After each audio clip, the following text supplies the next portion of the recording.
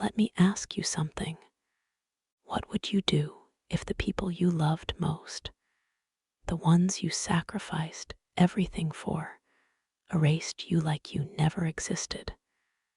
I was 63, a retired school librarian.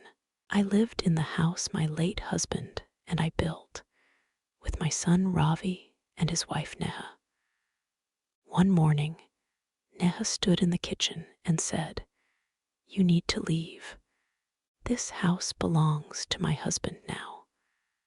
Ravi said nothing, not a word, just looked away. She took my credit cards, my documents, even my phone plan, said, "You don't earn, you don't own." I left with $38 in my purse and an old phone. No home, no dignity, just silence. But silence doesn't mean surrender. That day, I began a journey no one saw coming. I slept in the subway for weeks.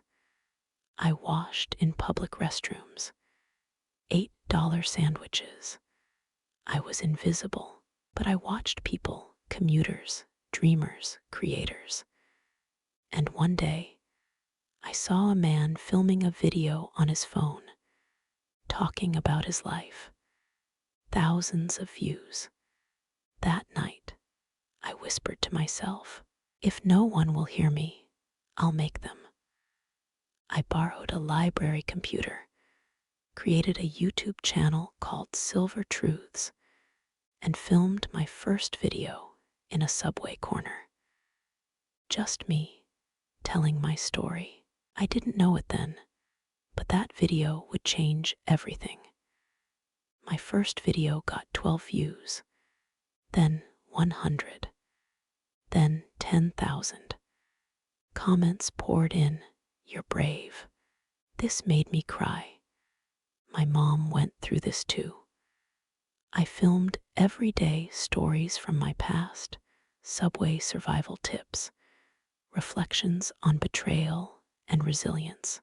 I monetized, slowly, $50, then $500, then $5,000.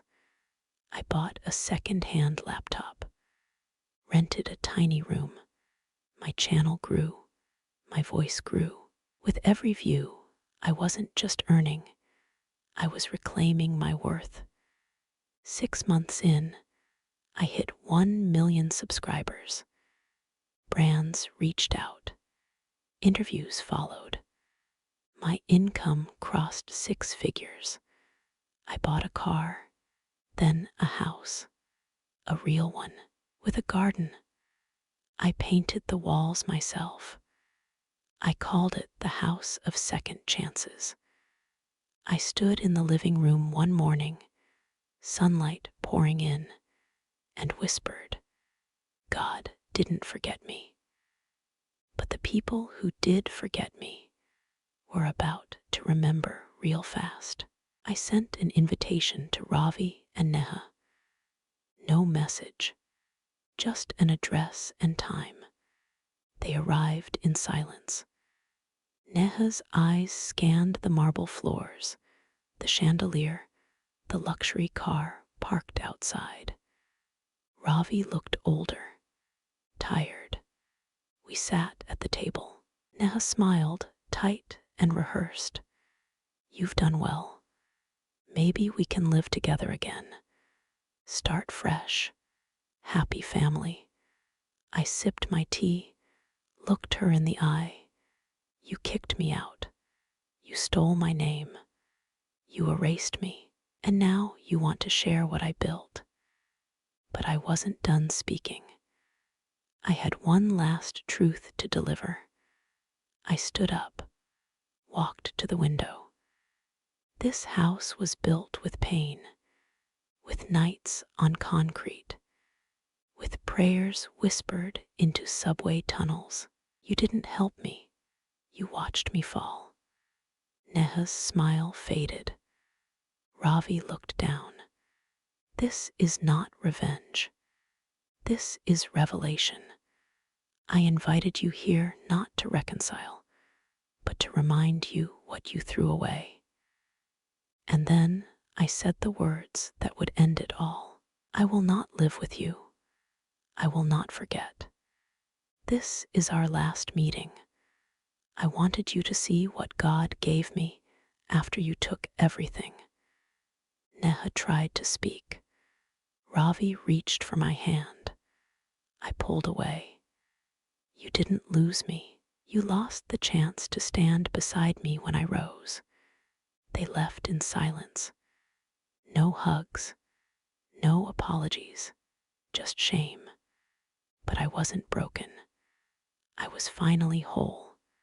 Today, I sit in my studio, filming videos that reach millions. I teach others to rise, to speak, to survive. My story isn't just mine, it's for every soul who's been discarded, silenced, betrayed. I end every video with the same line. They tried to erase me, but God rewrote my story. And if you're watching this, maybe it's time to rewrite yours too. If you have such story, tell me in your story in comments.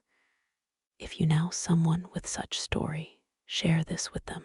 Thank you for watching. Like, comment, share, and subscribe.